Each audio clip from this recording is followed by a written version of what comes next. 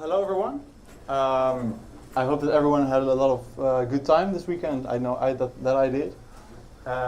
And it's my honor to be closing off with the last talk today, which is about using Solidity events to unit test smart contracts with Truffle.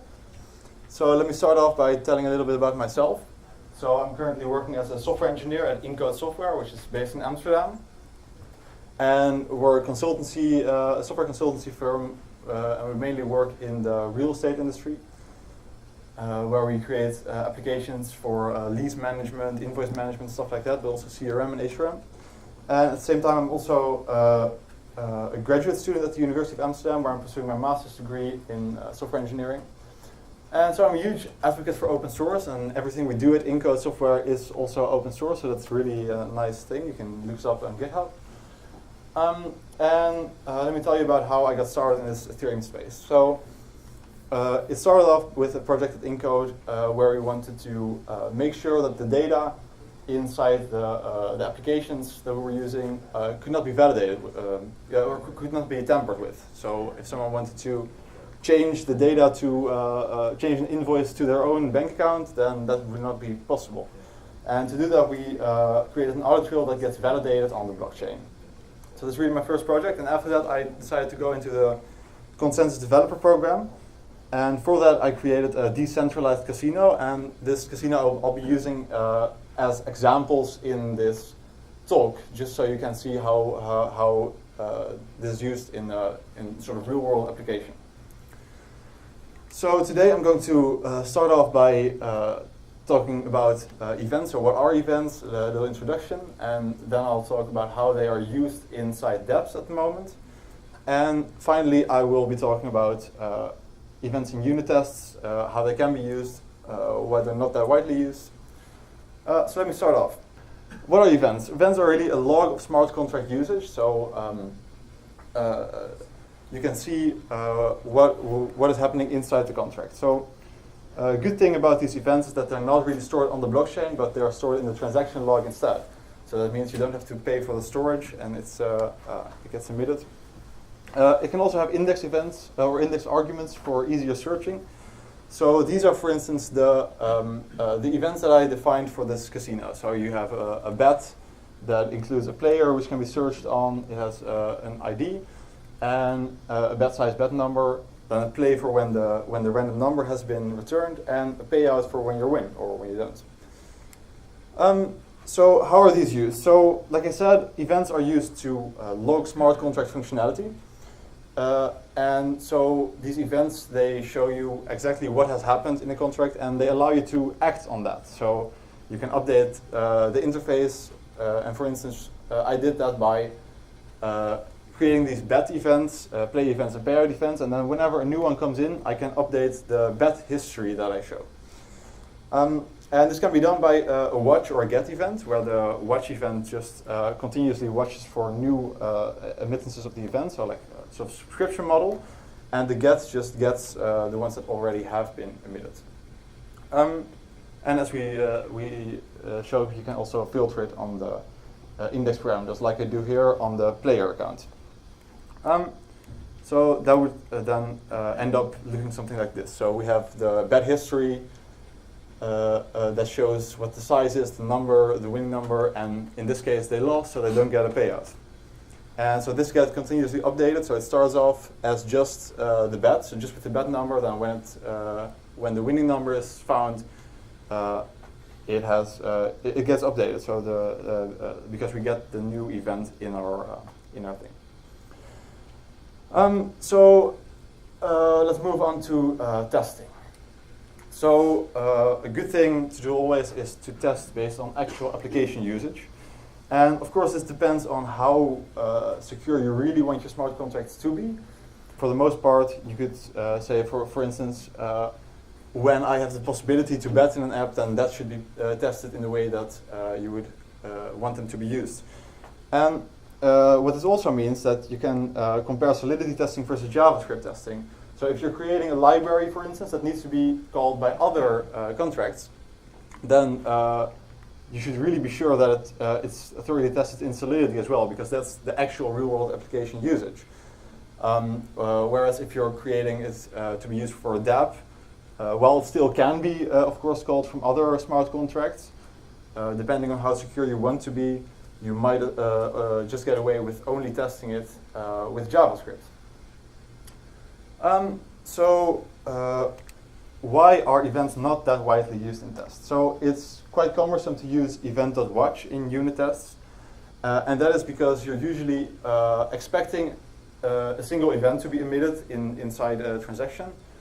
You'll be watching until you find one, and one way to do this is, for instance, with you'll end up with a function like this, where you just watch for an event and immediately stop watching when you got it. But then, which is not that bad, but we can definitely do better, because what will happen if you, if due to an error in your code, the event does not get emitted? So then the truffle test will just keep on running, waiting for the event, and it will never get called. So you'll be waiting indefinitely. Another way is to look at the transaction logs. So whenever you send a transaction to the blockchain, you get back a transaction result from Truffle or from Web3, and so then you'll end up with something like this, where you say, well, give me the first log and the first event, and make sure that it's like this. But what if it's not the first event, but the second event? Then you'll end up checking for the wrong log. So another thing you could do is to filter the logs, and then just check that any of them contains the play event, for instance. However, this is still quite a lot of work, and still quite a lot of manual work, really. So to overcome that, we should definitely just not go through the logs manually, and for that we can use certain libraries. So one of these libraries is the contract events library, which makes it easier to retrieve these libraries or these events from the transaction logs. So it just say, well, from this transaction log, give me the event with this name. And the good thing about that is that it can also be used outside of test usage. So for if you want to go through the transaction logs inside your dapp, you can also use this library. And the second library I want to talk about is one I created for this purpose, and it's called the Truffle assertions library.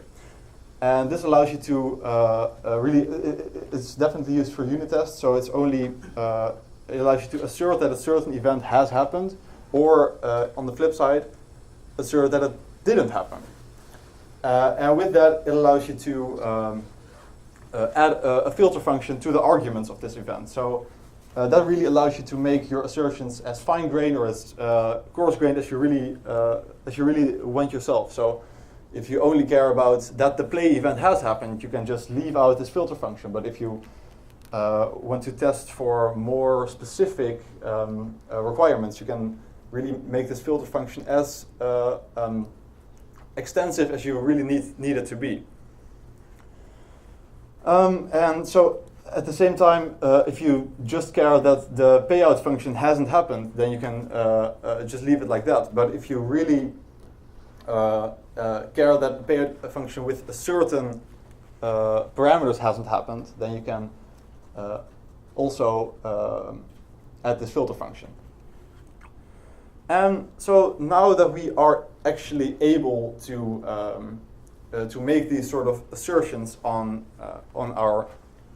our events that have been emitted, we can leverage the strength that this will give us. So as we know, events are emitted inside the solidity function. So this also allows us to strategically place events at certain spots inside the function. So for instance, in this casino that I created, we have the payout function.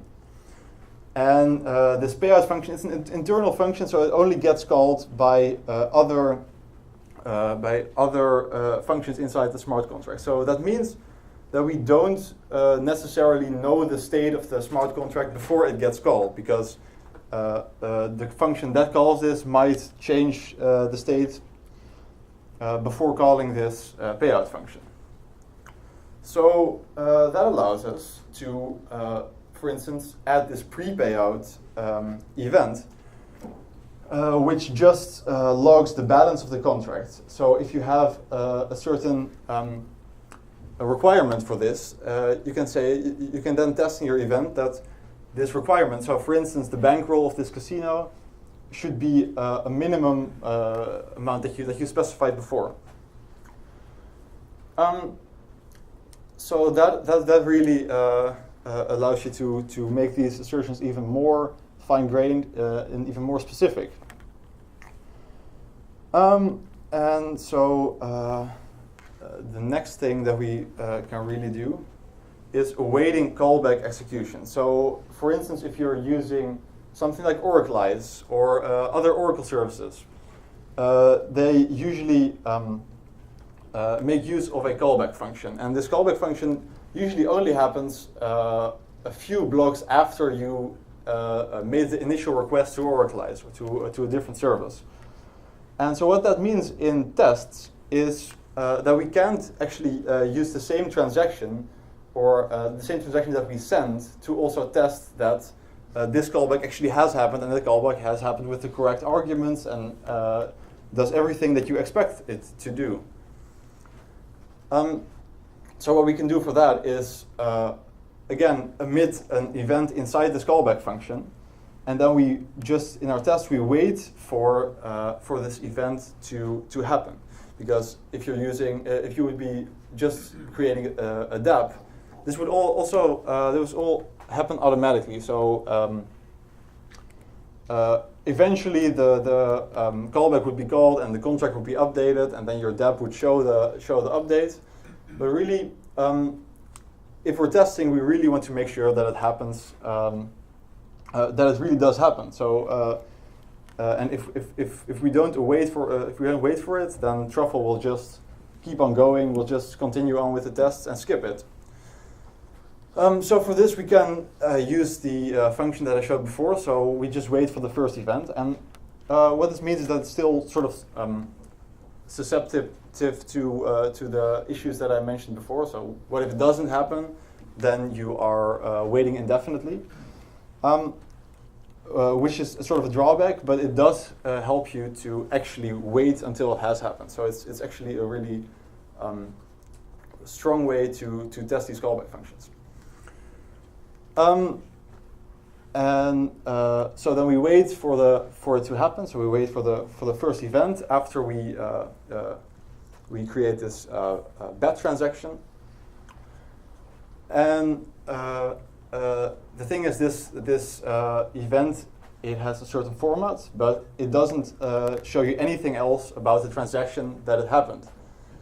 So what that means is that we need to find some way to actually get the information about the transaction in which it happened. So now we only know, well, this event was emitted, and luckily the event object, it contains a transaction hash, and Web3 has the ability to create the transaction receipt address and retrieve all the other events from just a contract instance and the transaction hash. So in the Truffle assertions library, there's also a utility function to do exactly this. So you pass in a contract instance where the event has happened and the transaction hash of the event, and then it creates this result object that you would expect to also get when you just submit a transaction and get back the result. Yes? Does it have to search through the whole unordered list of events, or are they, they're indexed by transaction hash, so it just... Right, yeah. Actually, I'm not entirely sure how Web3 manages that internally. But so how the library does it is that there is this get transaction receipt function for Web3, and so that returns the receipt object, and in there you get the different like references to the different events, but it still needs to be constructed together. So it's there's still quite some work contained in that.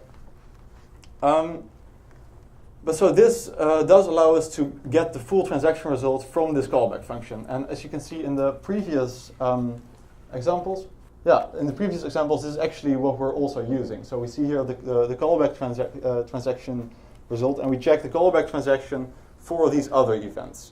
So we check that this play has happened with the correct arguments. We check that the payout has happened with correct arguments. And the reason we can do that is because we were able to await this callback execution and get the transaction result of this callback. So those are really the main ways that we can currently use events in our tests. And so I've shown you that you can use the Truffle assertions library to assert that it has happened, that it hasn't happened. And this also allows you to really take advantage of these events by placing them at the right points in functions, and also to await the callback execution of something like Oracleize or other services. So are there any questions? And I also would like to ask you a question, that how would you use these events in your unit tests, or how would you like to use these events in your unit tests? Any other questions are also definitely welcome. And yeah? It almost seems like a really cheap way to store data, using almost compute versus storage. Events are this trade-off where you use a bunch of compute and a lot less storage. Yeah. Probably cheaper for most data stores, actually. Yes. However, so they don't get stored on the actual blockchain. So if a lot of dapps, they like to take advantage of the fact that the data is stored on the blockchain, because then it's immutable, it can be changed. But the events don't have that sort of advantage. And so that's also kind of the trade-off that you have to make. Does the Truffle assertion library have currently a way of, and I don't know if this would be useful, but of saying, for example, I want to check that this number of events were emitted. Right. Is that something that you have want to use before? Well, I'm just thinking that maybe I'm not interested in. Well, depending on what I'm testing, I'm not really interested in the values, but maybe if I'm trying to debug something, I can tell how far the execution is. Well, that makes sense. Right. But I don't know. Well, so let me first answer by no, it currently cannot do that. But so it's all open source, it's on GitHub. If that's something that you would like, please feel free to open an issue, and I'll definitely look at that. I think it would be cool to be able to use that not just for a unit test, but maybe for returning errors, or not quite errors, but maybe you were hoping a certain thing happened, it didn't necessarily happen due to something that can validate it, and you can maybe use that to report something back to the user. So you mean inside an actual dapp, so that a certain event didn't occur in a transaction. All right. Yeah, that actually sounds like quite a good idea. So for that, you could probably use the library that I showed as well, the contract events one, which allows you to get the libraries from a certain transaction. And so that would then allow you to check if it's actually even in there, or and then check those parameters as well. Right. Any other questions? Yeah. So I've used events previously before, but the trouble that I've had is if you're trying to get historic events, you got to go through all the blocks. Is there any easier way to do that? Not that I've found, but perhaps someone else in the audience knows. Can you just say you could look them up by transaction ID? Yeah, that's actually. But if you want to get all of let's say you're doing a history of minted tokens, and each mint emits an event, and I just want to okay, what's the total of that this event has been emitted? Is there an easier way instead of on RinkMe it works pretty well. It goes through, but I imagine if you go to mainnet and you start from block whatever, and you have to go through all the transactions, it can take quite a while. Yeah, I'm not sure actually, but I think that should be the way that it's done. But maybe if someone else has insight on that, I'm not sure. That's the answer. My co-presenter is not here, but Scott from Augur, who was presenting in the earlier. Augur actually works on looking at events. He was telling me, Geth and Perry don't have great support for events, especially trying to get the entire history. They might have the last 10,000 events. An archive node that you run and you always keep up would be the way that team solved it. But that's Keep alive, yeah. Makes sense. Yeah, you should say it. There's my friend's building API calls to look up events called Chain Relay. I can send you the link later if you want. And that goes through all. Is there a site for it? Chainrelay.com, I think. So will there be It's .io. is there a cost for that? No. No, views are free, but if you want to like make a transaction, you pay in dollars, not in cash. Cool. I had a question on Yeah. the example where you were checking the bankroll of the casino Right. itself within a low-level function. I guess maybe two questions. So one, is there a timing condition where by the time Truffle is reading the log, some other transaction has already made that state not the case, and then it would be harder to debug? So let me see. Or is that kind of synchronous with, So you mean this example, right? yeah. So before we, or at the start of the function, really, we emit the event where with the balance of exactly that moment. So, like, if at the same time some other function would be called and they would sort of get placed in the same block, for instance, then you can't really know like in which ordering they'll end up. So that might be some cause for issues with that. So. It looks like a difficult bug potentially to track down because it's two different parts of the system that have this dependency on each other. It seems like somewhere above this call there should have been an assert of that exact thing. ED bankroll is greater than the minimum, right? Well, so somehow that didn't happen.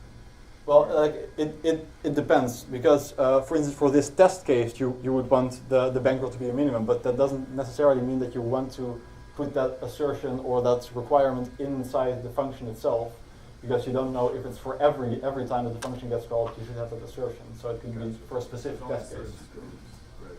Exactly. You have a different question? Well, I was thinking ahead to how all this is going to work in Jasper, but we don't know that. So I don't know the confidence in the room of depending on logs for things like this. Right. So when an Ethereum node sees events, it's not putting them on chain in a block. Where is it actually storing these things? Is it node dependent or?